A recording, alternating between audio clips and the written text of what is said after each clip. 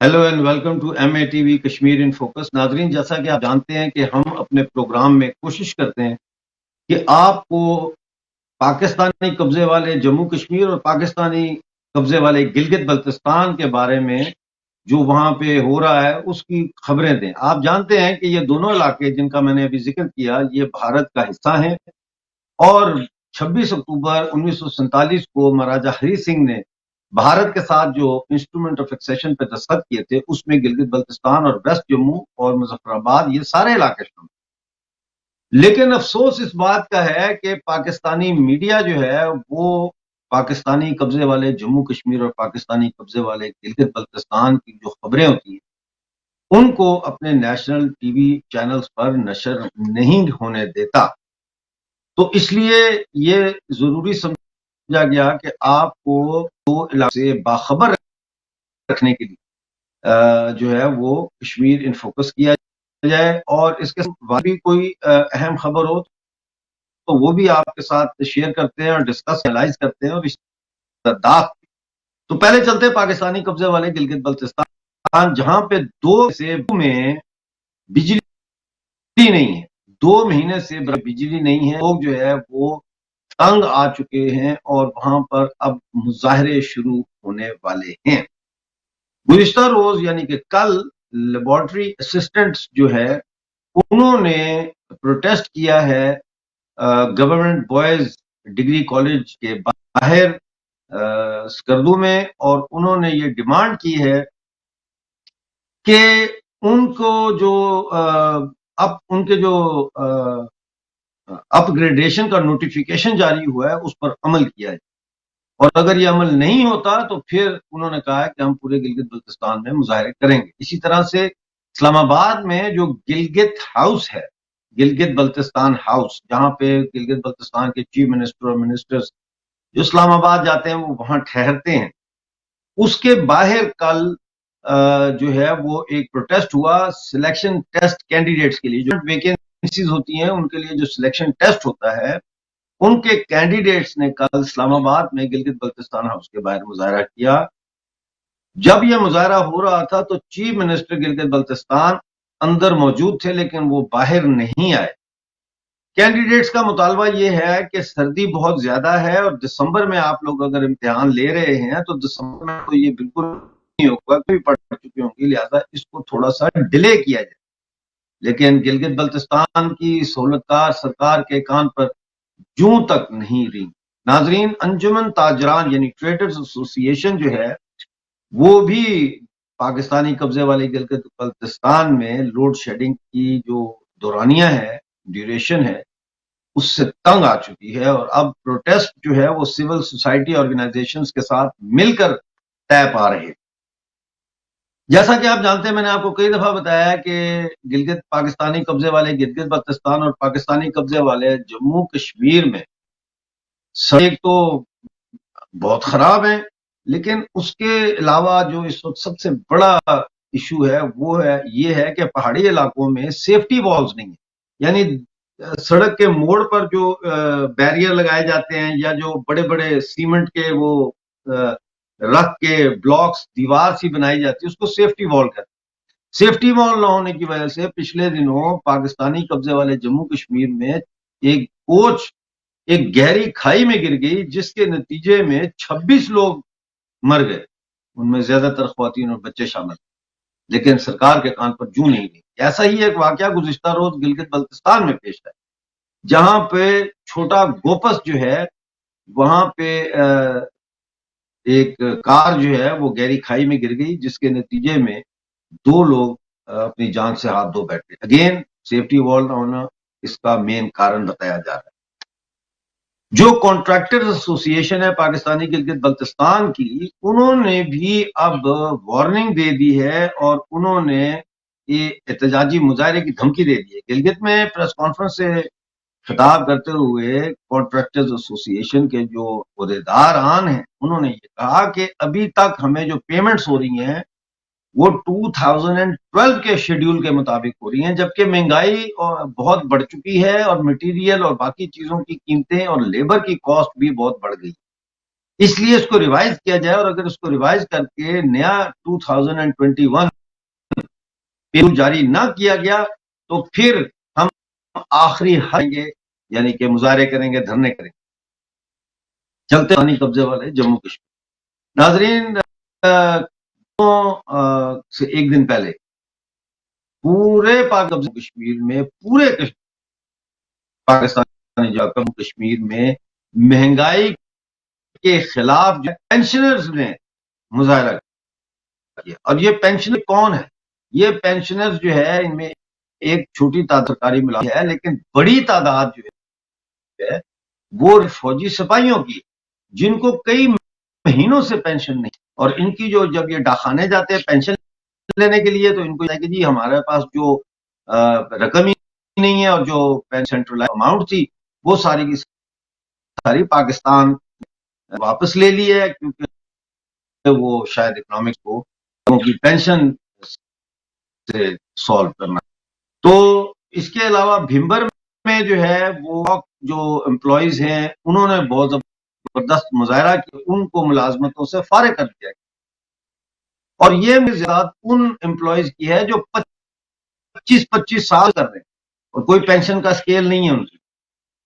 तो ये पीओजेके में ये मुजाहरा हुआ है। और आखिर में खबर है वो ये है कि पानी तो नहीं रहा पीने का, लेकिन अब जो दूध मिल रहा है दुकानों पर, यूरिया मिलाया जा रहा है और तरीके से लोगों को।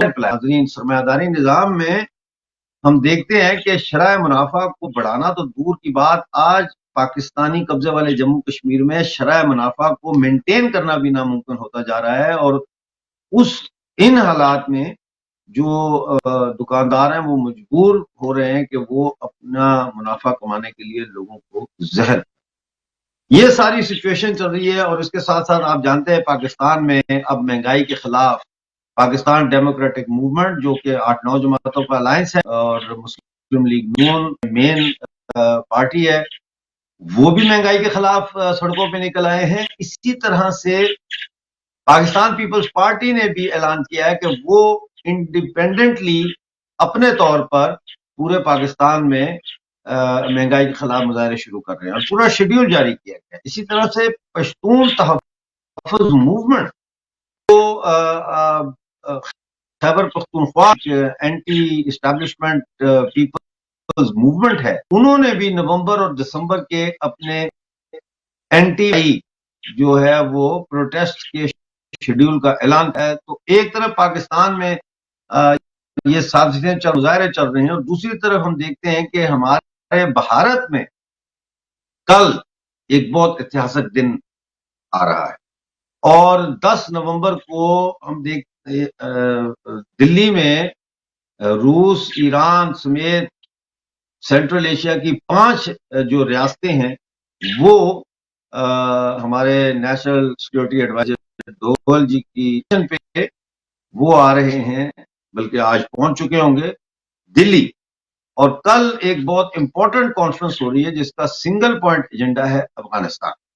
इसमें 2 महीने पहले से ये तैयारी हो रही थी और पाकिस्तान को उनकी एम्बेसी दिल्ली में के जरिए इन्विटेशन दिया गया, और इसी तरह चाइना को भी इन्वाइट किया गया। पाकिस्तान ने तो आउटराइटली इसको रिजेक्ट कर दिया इन्विटेशन को और कहा हम नहीं आएंगे, जबकि चाइना ने ली तो लाल से काम लेते हुए कहा कि हमारे शेड्यूल में कुछ और इश्यूज भी हैं, इसलिए हम नहीं आ सकते।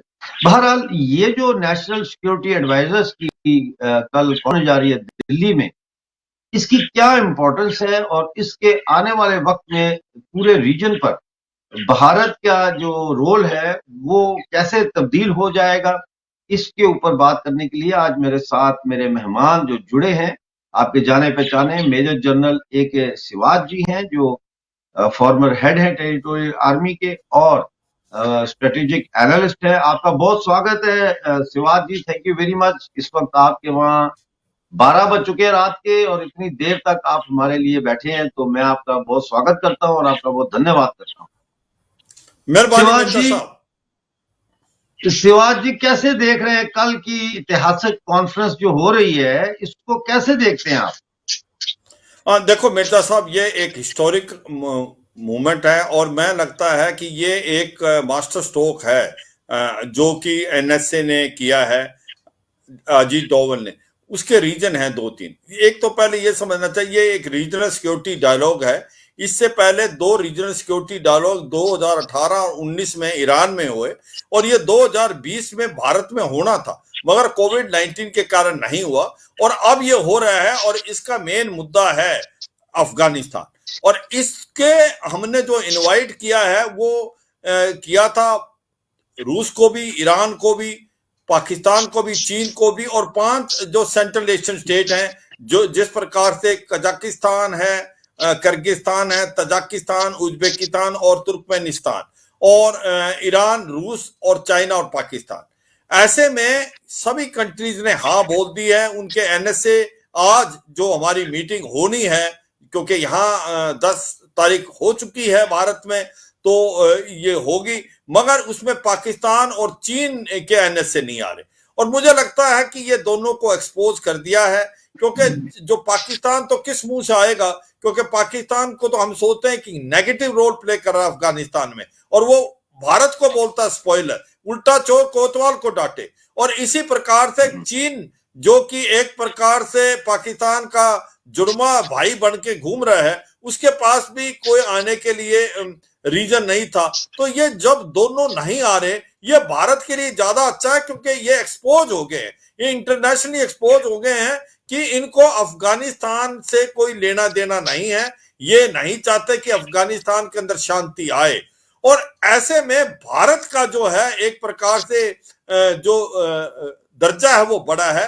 एक तो भारत दिखा रहा है कि हम रेलेवेंट हैं, हम बड़े इंपॉर्टेंट पार्टनर हैं अफगानिस्तान में। और तीसरा ये दिखा रहा है कि जो देश पड़ोसी हैं वो सब के सब भारत को मानते हैं, और इसलिए भारत से आके डिस्कस करना चाहते हैं। ये एक बड़ी इंपॉर्टेंट चीज है।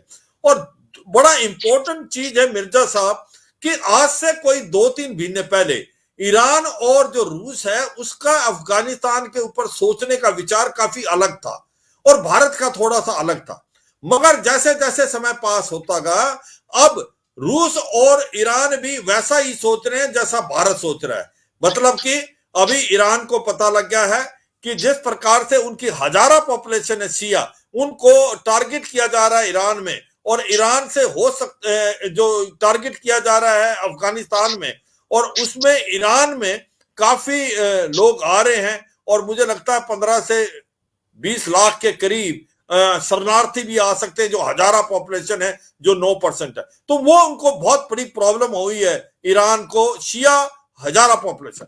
इसी प्रकार से जो रूस है उसको भी अभी महसूस होने लगा है कि ये जो सेंट्रल एशियन स्टेट हैं, यहां पर अभी टेररिज्म और फंडामेंटलिज्म अफगानिस्तान से आ सकता है, स्पेशली इस्लामिक फंडामेंटलिज्म, क्योंकि ये सारी सेकुलर कंट्रियां हैं, और उससे वो फ्लो करके रूस में आ सकता है, क्योंकि रूस के लिए वो सॉफ्ट वैली माना जाता है। इसलिए वो भी चाहते हैं कोई ना कोई एक प्रकार से डेवलपमेंट हो, वहां पर कोई गवर्नमेंट बने। क्योंकि भारत बार बार बता रहा है कि जिस प्रकार से तालिबान की गवर्नमेंट आई है, वो एक इंक्लूसिव गवर्नमेंट नहीं है, वो एक टेररिस्ट गवर्नमेंट है। ये गवर्नमेंट जो सरकार नहीं चला सकती, क्योंकि इसको किसी ने मान्यता नहीं दी है, ना चीन ने ना पाकिस्तान ने। अगर वो ये समझते थे ये तालिबान बहुत अच्छा रूल कर सकता, तो उन्होंने क्यों नहीं मान्यता दी?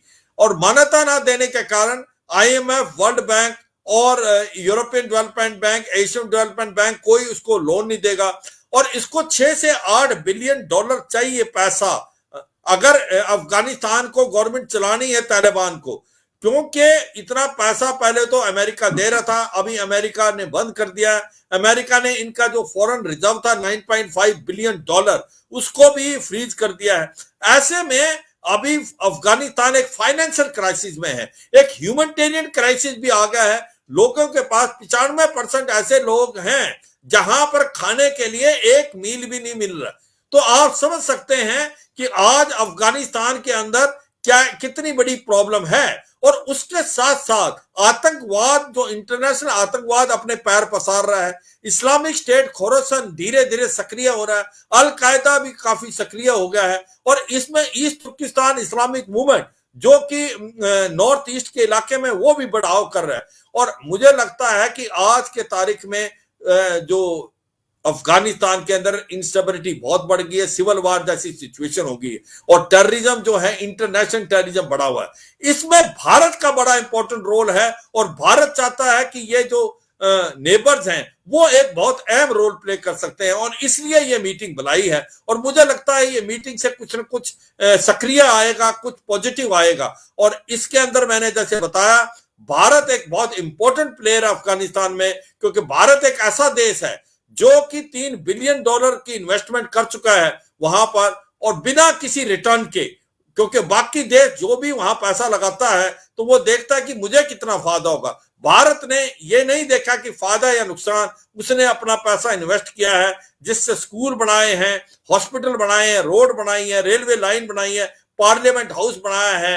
तो ऐसे में मुझे लगता है भारत का जो अवाम के साथ जो कनेक्ट है वो बहुत ज्यादा है। और इसी प्रकार से भारत ने चाबार जो पोर्ट है उसमें भी $1.4 बिलियन इन्वेस्ट किए हैं, क्योंकि वो हम समझते हैं कि बाईपास करके पाकिस्तान को अगर आप सीधा अफगानिस्तान और सेंट्रल एशियन स्टेट और फिर नॉर्थ साउथ ट्रांसपोर्ट कॉरिडोर जाना है तो सबसे इंपॉर्टेंट है चाबार पोर्ट। तो मुझे लगता है अगर आप ये देखें तो ये जितनी कंट्रीज आ रही हैं, 5 सेंट्रल एशियन स्टेट, रूस और ईरान और भारत मिलके कोई ना कोई सक्रिय डेवलपमेंट करेंगे और कोई ना कोई एक नतीजे पे पहुंचेंगे, जिससे अफगानिस्तान के अवाम, स्पेशली जहां पर फाइनेंशियल क्राइसिस है, ह्यूमैनिटेरियन क्राइसिस है, उसको हम किस तरीके से मदद कर सकते हैं, कोई ना कोई समाधान निकालेंगे। मिर्जा साहब देखिए, आपकी बात बिल्कुल सही है। दो बातें हैं। एक तो ये कि मैं सोच रहा था कि जैसा आप फरमा रहे हैं कि इनको ना IMF पैसे देगा ना अमेरिका पैसे देगा, इनका $9.5 बिलियन जो है वो फ्रीज किया हुआ है। IMF ने आज बोल दिया है कि हम कोई पैसा नहीं दे सकते काबुल हुकूमत को, क्योंकि वहां पे कोई निजाम नहीं है, कोई सिस्टम नहीं है। ऐसे में आप समझते हैं कि चाइना जो है वो इंटरवेंशन कर सकता है, वो पैसे दे सकता है, क्योंकि चाइना पैसा है। और दूसरी बात जो है वो ये कि ये तो सिक्योरिटी एडवाइजर्स की मीटिंग है ना, ये ह्यूमैनिटेरियन इश्यूज को मेरा ख्याल है शायद डिस्कस करेंगे, लेकिन इनका मेन फोकस तो सिक्योरिटी के ऊपर होगा कि कैसे अफगानिस्तान को मजहबी जो टेररिज्म है, रिलीजियस टेररिज्म का एक्सपोर्ट जो करती है वो उसको कैसे चेक किया जाए सेंट्रल एशिया में और इंडिया में खास तौर पर। और क्या आप समझते हैं कि इस मौके पर कश्मीर का मसला भी जेर बहस आएगा, और क्या ये तारीखी जो कॉन्फ्रेंस हो रही है इसमें नेशनल सिक्योरिटी एडवाइजर जो है वो इस चीज पर जो कश्मीर के ऊपर पाकिस्तान का जो प्रोपेगेंडा है, झूठा प्रोपेगेंडा, उससे अपने आप को अलहदा करेंगे और पाकिस्तानी कब्जे वाले जम्मू कश्मीर और गिलगित बल्तिस्तान को भी भारत का हिस्सा तस्लीम करेंगे? तो 3 सवाल मैंने आपसे किए। एक पैसे के हवाले से चाइना का, दूसरा जो है वो ये आपसे मैंने किया कि ये जो इस्लाम का, रेडिकल इस्लाम की एक्सपोर्ट, और तीसरा मैंने आपसे किया है कश्मीर का। जी देखो, बिल्कुल पहली बात तो है, मुझे लगता है चीन जो है एक बहुत ज्यादा सुलझा हुआ देश है, वो किसी को मुफ्त पैसे नहीं देता। जिस प्रकार से उसने बेल्ट रोड इनिशिएटिव में भी जहां पैसा लगाया है, उसका मेन मुद्दा यह है कि किसी प्रकार से उस इलाके में वहीं जाता है जहां उसको फायदा है और उसको डेप्ट ट्रैप में डाल लेता है। अब उसको पता है अफगानिस्तान से उसको वापस आना पैसा बड़ा मुश्किल है।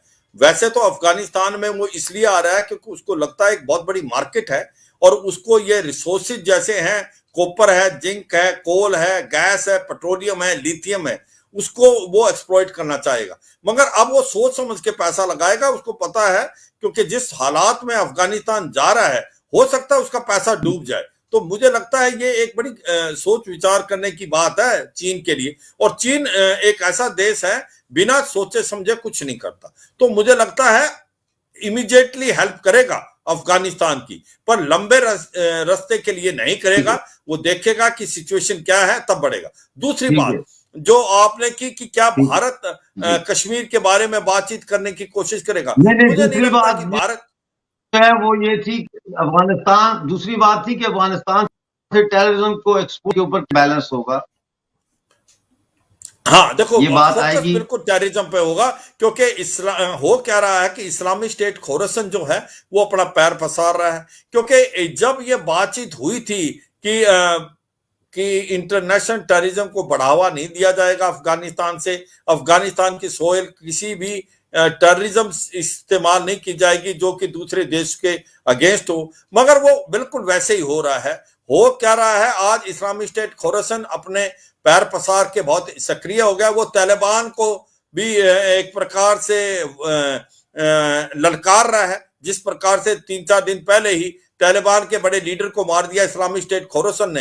तो ऐसा दिखलाता है कि जो तालिबान की गवर्नमेंट है उसका कोई कंट्रोल नहीं है। इस्लामिक स्टेट खोरसन, अल कायदा और ईस्ट तुर्किस्तान इस्लामिक मूवमेंट बढ़ावा देती जा रही है अफगानिस्तान में, और यह एक इंटरनेशनल हब सेंटर बन जाएगा जहां से जितने भी इंटरनेशनल टेररिस्ट हैं वो अफगानिस्तान में आएंगे। ये तीसरी बात आपने बताई थी, क्या भारत के जो एनएसए हैं कश्मीर के बारे में बातचीत करेंगे? मुझे नहीं लगता कि वो कश्मीर के बारे में बातचीत करेंगे जब तक कि कोई बात आए नहीं, क्योंकि सच्चाई यह है कि इसका फोकस है अफगानिस्तान में।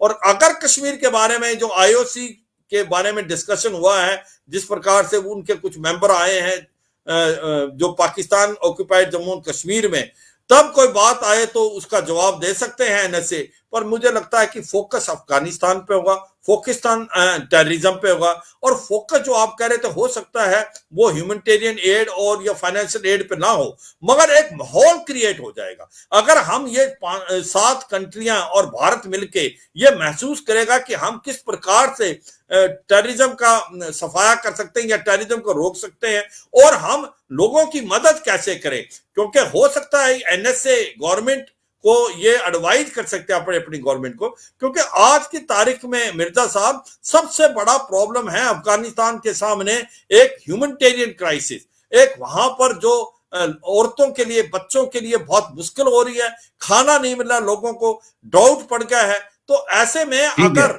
लोगों को खाना नहीं मिला तो मरने के कतार पे पहुंच जाएगा अफगानिस्तान। मिर्जा साहब, बहुत शुक्रिया आपका आज हमारे साथ जुड़ने का जनरल साहब, और बहुत महत्वपूर्ण बातें, बहुत अच्छी बातें आपने की, और मुझे यकीन है कि हमारे दर्शकों को भी आपकी बातों से काफी कुछ मिला है, और वो अब समझेंगे कि आज जैसे हिंदुस्तान में आज हो चुकी है, तो आज जो मीटिंग हो रही है इसकी क्या इम्पोर्टेंस है। नाजरीन, आज हमारे साथ जुड़ने का बहुत बहुत शुक्रिया। मुलाकात होगी थर्सडे को 6:30 बजे यूके टाइम के मुताबिक, और अपना बहुत सारा ख्याल रखिए, और डॉक्टर अमजद मिर्जा को इजाजत दीजिए। जय हिंद। जय हिंद मिर्जा साहब।